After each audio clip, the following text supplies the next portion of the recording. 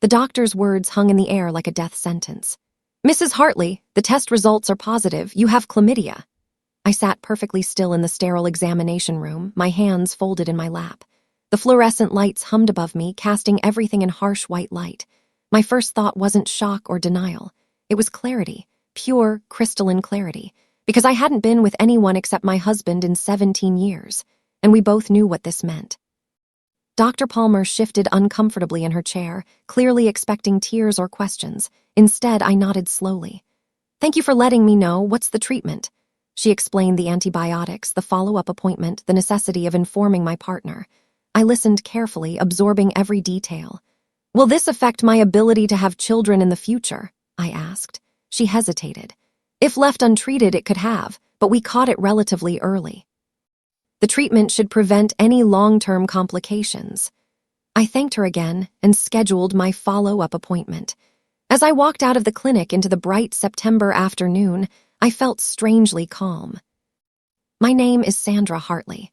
I'm 42 years old, and until this moment, I had been playing the role of the devoted wife perfectly. I met Brandon when I was 25, fresh out of nursing school and full of dreams about saving lives and making a difference. He was 28, charming, and worked in pharmaceutical sales. He swept me into a whirlwind romance that felt like something from a movie. We married within a year. I gave up my nursing career after our son Lucas was born, at Brandon's insistence. "One of us should be home with him," he'd said. "My career has more growth potential anyway." I'd agreed, believing we were building something together. Over the years, I'd occasionally thought about returning to work, but Brandon always had reasons why the timing wasn't right. Lucas needed me. The house needed attention. Brandon's job required him to travel, so someone had to hold things down. Now Lucas was 15, practically independent, and my husband had just given me proof of his infidelity in the most humiliating way possible. I drove home slowly, my mind working through the timeline. When had I started feeling the symptoms? 3 weeks ago. Mild discomfort, unusual discharge. I'd mentioned it to Brandon casually, suggesting it might be a urinary tract infection. He'd shrugged, barely looking up from his phone. "Probably stress," he'd said. "You should relax more." The irony burned. I pulled into our driveway, staring at the house we'd bought 12 years ago. 4 bedrooms, a manicured lawn, a 2-car garage. The American dream, meticulously maintained by my hands while Brandon collected the paycheck and the credit. My nursing background kicked in automatically. Chlamydia could be asymptomatic for months. Brandon might have been carrying it even longer than 3 weeks. How long had he been cheating? How many times had he come home and kissed me, slept beside me, while carrying another woman's infection?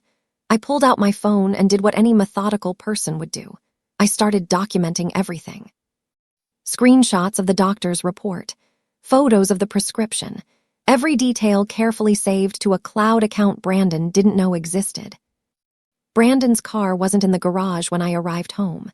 Tuesday afternoon meant he was usually at the office, though lately his Tuesday afternoons had been stretching longer and longer. "Client meetings," he'd say. "You know how it is." I walked through our house with fresh eyes, seeing it differently now.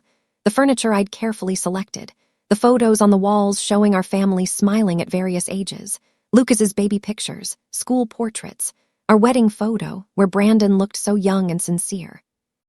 Had he always been capable of this, or had something changed? I went to Brandon's home office, a room I rarely entered. He'd always been particular about his privacy, claiming he needed quiet space for work calls and paperwork. I'd respected that boundary for 17 years. That boundary was about to disappear. His desk was neat, organized. Brandon had always been meticulous about appearances. I started with the drawers, moving carefully, making sure I could put everything back exactly as I found it. Financial statements, old tax returns, sales reports, nothing unusual. Then I found his old phone, the one he'd replaced 6 months ago. I pressed the power button, half expecting the battery to be dead. The screen lit up. Brandon had never wiped it, probably forgot it existed in this drawer. I scrolled through the messages, and there she was, Chloe. The text started 8 months ago. Casual at first, work-related messages about a conference they'd both attended. Then the tone shifted. Compliments about her presentation, questions about dinner plans. By month 3, the messages left no doubt. "Can't wait to see you Thursday. Same hotel." "Last night was incredible. When can we do that again?" Missing you already. This work trip can't come soon enough. I took photos of every message, my hands steady despite the rage building in my chest. There were pictures, too. Chloe was young, maybe 28 or 30. Long dark hair, bright smile. She worked in pharmaceutical marketing based on the context of their conversations. They'd met through work, obviously. How predictable. How utterly cliché. Brandon, the middle-aged sales executive, seduced by the younger woman in his industry. I found hotel receipts in another drawer, carefully filed away. The Grandview Hotel, repeated visits over the past 6 months. I heard Brandon's car pull into the driveway around 6. I was in the kitchen, starting dinner preparations like any other Tuesday evening. The garage door rumbled open, then closed. Brandon walked in carrying his briefcase, his tie loosened, looking tired. "Hey," he said, kissing my cheek casually. I fought the urge to pull away, to scrub my face where his lips had touched. Instead, I smiled. "How was your day?" "Exhausting. 3 client meetings back to back. I'm beat." Set his briefcase down and headed for the fridge, pulling out a beer. "Luca's at practice. Until 7. He's got that tournament this weekend, remember?" Brandon nodded absently, already scrolling through his phone. His current phone, the one that probably had messages from Chloe that were far more careful, knowing this device wasn't safely hidden away. "I went to the doctor today," I said casually, chopping vegetables for a salad. "Just a routine checkup." Brandon barely looked up. "Everything okay?" "Actually, no. They found something concerning." Now I had his attention. He set his phone down, concern crossing his face. "What's wrong?" For a brief moment, I almost believed he cared. "I have chlamydia," I said, keeping my voice neutral. I watched his face carefully, cataloging every micro-expression. First came confusion, then shock, then something calculating behind his eyes. "What? That's impossible. Are you sure they got the test right?" His first response was to question the diagnosis, not to examine his own guilt. Interesting. Dr. Palmer was very clear. "The test is definitive. I start antibiotics tomorrow." I paused, letting the silence stretch. "She asked if I'd been with anyone else. I told her no, not in 17 years, only my husband." Brandon's face paled. "Sandra, I don't understand. I haven't been with anyone else either. Maybe the test is wrong. False positives happen, right?" He was lying so smoothly, so easily. How many other lies had I missed over the years? "The doctor said false positives are extremely rare. She recommended you get tested too, and treated obviously since we've been together." Brandon ran his hand through his hair, a gesture I recognized as stress. "This is crazy. I don't have any symptoms." "Maybe you picked it up somewhere else. A public toilet or something." I actually laughed at that. "Brandon, you can't get chlamydia from a toilet seat. It's a sexually transmitted infection. You know this, you work in pharmaceuticals." He stood up, agitated now. "I'm not saying I don't believe you, but this doesn't make sense. I've been faithful to you. Maybe someone at the gym shared towels." His desperation to create alternative explanations would have been amusing if it wasn't so insulting. "The doctor was very clear about transmission. This came from sexual contact. Since I haven't been with anyone else, that leaves you." Brandon's jaw tightened. "Are you accusing me of cheating?" "I'm not accusing you of anything. I'm stating facts. I have an STI. I've been monogamous. The math is simple." He grabbed his beer and took a long drink. "I need time to process this. You're basically calling me a cheater based on a test that could be wrong. Then get tested yourself. Prove me wrong." I kept my voice level, calm. The calmer I stayed, the more agitated he became. "Fine, I will. But this is insulting, Sandra, after everything I've done for this family." And there it was, the deflection turning himself into the victim. That night, Brandon slept in the guest room. "Until we figure this out," he said. "I don't want to risk anything if you're contagious." The irony was so thick I could taste it. I lay in our bed alone, staring at the ceiling, my mind racing through options. I could confront him with the messages from the old phone, watch him squirm and make excuses, but that would show my hand too early. Brandon was smart, calculating. If he knew I'd found evidence, he'd start covering his tracks. Better to let him think he was safe, that I was the confused wife who believed his lies. I needed time to plan, time to gather more evidence, time to protect myself and Lucas. The next morning, I called my sister Veronica. We met for coffee at a cafe across town, far from anywhere Brandon might go. Veronica was 50, divorced 3 years ago from her own cheating husband. If anyone would understand, it was her. "You look terrible," she said immediately, studying my face. "What's wrong?" I told her everything. The diagnosis, Brandon's denial, the messages I'd found on the old phone. Veronica's face darkened with each detail.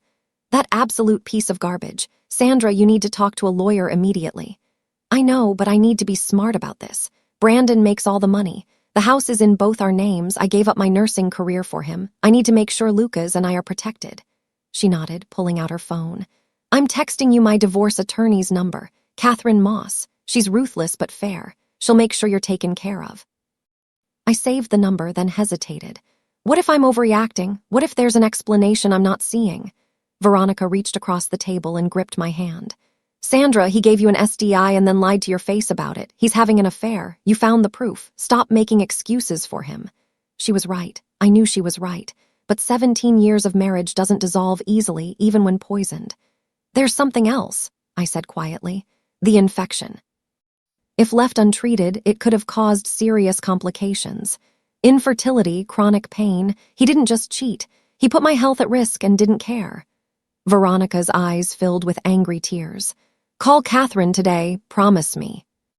I called Catherine Moss from my car before driving home. Her assistant scheduled an appointment for the next morning.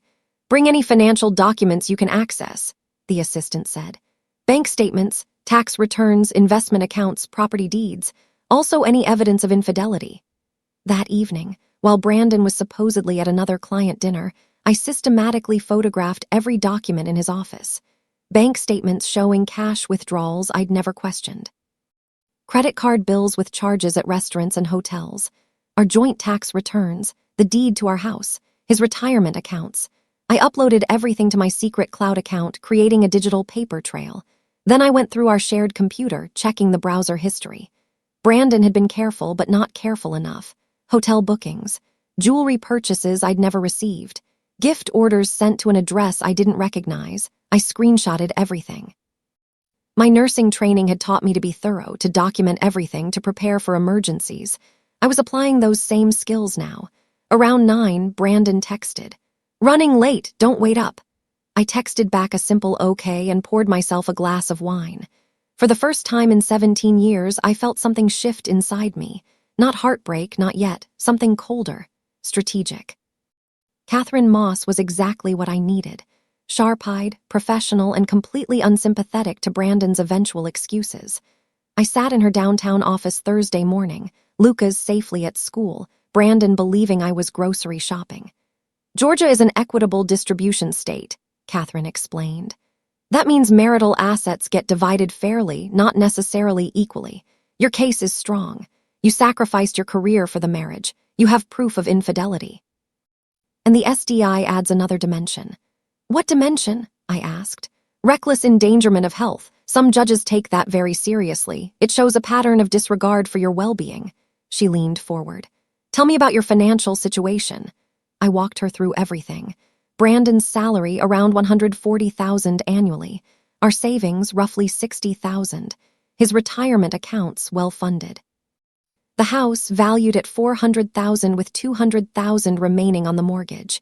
Any separate assets? Things in your name only? My grandmother left me some bonds when she died.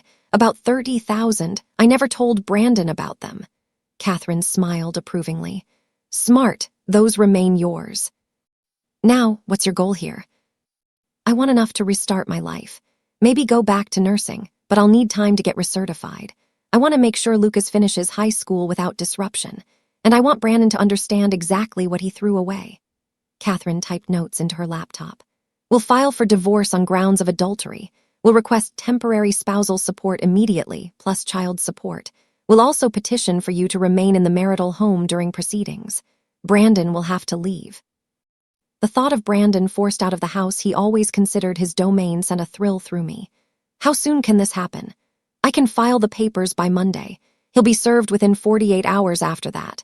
Once that happens, Sandra, things will move quickly. Is there anything he might do if he feels cornered? Any concerns about safety? I thought about Brandon's temper, his need for control. He'll be angry, but not violent. His weapon is words, not fists. Catherine nodded. Good. But I want you to document everything from now on. Keep a journal. If he threatens you in any way, record it if you can. Georgia is a one-party consent state. I left Catherine's office feeling powerful for the first time in weeks. I had a plan. I had an expert in my corner. I had evidence. Brandon had no idea what was coming. That afternoon, I did something I hadn't done in years. I went to the nursing board's website and looked up the requirements for license reactivation. My license had lapsed 5 years ago. To reactivate it, I'd need to complete continuing education courses and pass a competency exam. Totally doable. I registered for an online refresher course starting in 2 weeks. The cost was $300, which I paid from my secret account, the one funded by my grandmother's bonds. Brandon came home that night in a surprisingly good mood. "Great news," he announced. "I closed the Henderson account. Big commission coming my way. We should celebrate this weekend." I forced a smile. "That's wonderful, honey." He pulled me into a hug, and I caught a whiff of perfume that wasn't mine. The casual intimacy of his affair hit me like a slap. He wasn't even trying to hide it anymore. "Maybe we could get away for a night," he suggested. "Get a hotel room, just the two of us." The audacity stunned me. He'd given me an SDI 3 weeks ago, and now he wanted a romantic getaway. "That sounds nice," I said carefully, "but I'm still on antibiotics. Dr. Palmer said no sexual contact for another week." Brandon's face flickered with something, disappointment maybe, or relief. "Right, of course. Well, after that then." He released me and headed for the shower. I heard the water running and pulled out my phone, typing a quick update to Catherine. Suggested romantic getaway despite knowing about SDI, still showing no remorse. Her response came quickly. "Document everything. The more evidence of his casual disregard, the better." That weekend, Brandon played the devoted father at Lucas's soccer tournament. He cheered loudly, took photos, bought Lucas pizza afterward. To anyone watching, we looked like the perfect family. Lucas, thankfully, was too wrapped up in his own teenage world to notice the tension between his parents. Sunday evening, after Lucas went to his room, Brandon brought up the doctor's visit again. "Did you schedule that follow-up appointment?" "Next week," I lied. I'd already had it. I was cleared, the antibiotics having worked perfectly. "What about you? Did you get tested?" Brandon shifted uncomfortably. "I made an appointment for Tuesday, but Sandra, I really think this is unnecessary. I feel fine." "Chlamydia is often asymptomatic in men," I said, unable to help myself. The nurse in me wanted to educate even as the wife in me wanted to scream. "You could have it and not know." "If I do have it, which I doubt, it means we both somehow got exposed to something, maybe contaminated medical equipment." "Didn't you have a gynecology appointment a few months ago?" His creativity in avoiding responsibility was almost impressive. "That's not how it works, Brandon. You know that's not how it works." He stood up abruptly. "I'm tired of being accused. When my test comes back negative, I expect an apology." He stormed off to the guest room, where he'd been sleeping all week. I sat alone in the living room, watching the clock tick toward Monday. Tomorrow, Catherine would file the divorce papers. By Wednesday, Brandon would be served. I needed to prepare Lucas. Sunday night, after Brandon was asleep, I knocked on Lucas's door. He was at his desk, supposedly doing homework but actually scrolling through social media. "Can we talk?" I asked. Lucas looked up, concern immediately crossing his 15-year-old face. "What's wrong, Mom?" I sat on the edge of his bed. "Your dad and I are going through some difficulties. I want you to know that none of this is your fault and we both love you very much." His face hardened, suddenly looking much older. "Are you getting divorced?" The directness surprised me. "What makes you ask that?" "Mom, I'm not stupid. Dad's been sleeping in the guest room, you barely talk to each other, and you've been crying." "I've heard you." I hadn't realized he'd noticed so much. "Yes," I said quietly. "I'm filing for divorce. You'll find out why eventually, but right now I need you to know that this is between your dad and me. Your relationship with him is separate." Lucas's eyes filled with tears. "Is he cheating on you?" The question hung there, impossible to dodge. "Yes," I said simply, Lucas's fist clenched. "I knew it, those late nights, the way he's been acting, I knew something was wrong." I pulled him into a hug, this young man who was trying so hard to be strong. "We'll get through this. Things will change, but we'll be okay." Monday morning arrived. I woke early, made breakfast, and acted as normal as possible. Brandon left for work at 7:30. Lucas left for school at 8. At 9, Catherine texted me. "Papers filed. He'll be served Wednesday at his office. Make sure you're somewhere safe when it happens. Sometimes they come home angry." I spent Monday preparing. I packed a bag for Lucas with clothes, toiletries, and his schoolwork. I packed one for myself. I transferred money from our joint savings to my separate account, exactly half. Catherine had said I was entitled to it. I gathered important documents, birth certificates, social security cards, passports. Everything went into a safety deposit box at a bank across town. Tuesday afternoon, I was at the grocery store when I ran into Chloe. I recognized her immediately from the photos on Brandon's old phone. She was in the produce section, examining avocados. I walked right up to her. "Excuse me, are you Chloe?" She looked up, startled. "Yes, do I know you?" "I'm Sandra, Brandon Hartley's wife." The avocado dropped from her hand. Her face went completely white. I don't know what to say. "Do you know he gave me chlamydia?" I asked conversationally, as if discussing the weather. Chloe's face went from white to green. "What? No, that's not possible. I don't have." She stopped, realization dawning. "When were you diagnosed?" 3 weeks ago, which means he gave it to you too, probably months ago. Have you been tested?" She grabbed the shopping cart for support. "I had symptoms a while back, but they went away. I thought it was just a yeast infection." "Chlamydia symptoms can disappear, but the infection remains. You need to get tested immediately. It can cause serious complications if left untreated." I pulled out my phone and texted her Dr. Palmer's information. "Here, tell them you were exposed. They'll fit you in quickly." Chloe stared at the text, then at me. "Why are you helping me?" "Because whatever else is happening, you don't deserve to suffer permanent health damage because Brandon Hartley is a selfish coward." I started to walk away, then turned back. "By the way, he's being served with divorce papers tomorrow. You might want to prepare yourself. He'll probably come running to you when his life implodes." Her expression shifted to panic. "Divorce papers? But he said you two were already separated. He said you hadn't been happy for years." I actually laughed. "Of course he did. Let me guess, he also said I didn't understand him." Chloe's face crumpled. "He said you were more like roommates, that the marriage was over in everything but paperwork. We had sex 2 weeks before I got diagnosed. Does that sound like roommates to you?" I let that sink in. "He's been lying to both of us." I walked away, leaving Chloe standing in the produce section, her perfect little affair exposed for what it really was. A middle-aged man's cliché, built on lies and now contaminated with disease. That evening, I told Lucas we'd be staying at his Aunt Veronica's house for a few days, starting tomorrow night, just until things settle down. Brandon was at another late meeting, or with Chloe processing her new reality. Wednesday morning, I made sure Lucas got to school, then drove to Veronica's house. She prepared the guest room, made coffee, and hugged me tightly. "Today's the day. He's being served at 2 o'clock. We sat in her living room, watching the clock. At 2:15, my phone rang. Brandon, I let it go to voicemail. He called again and again.